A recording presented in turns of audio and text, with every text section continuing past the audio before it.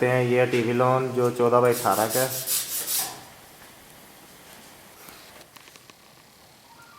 ये नीचे 4 इंच का बॉर्डर लगाया हुआ है।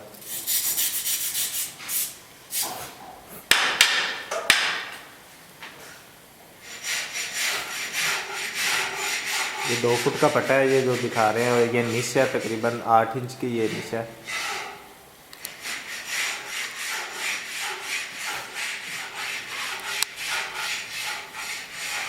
ये 7 ही बेडरूम और ये है 14x16 का बेडरूम। इसके नीचे भी 4 इंच का बॉर्डर लगाया हुआ है कॉर्नर पे, ये देख सकते हैं।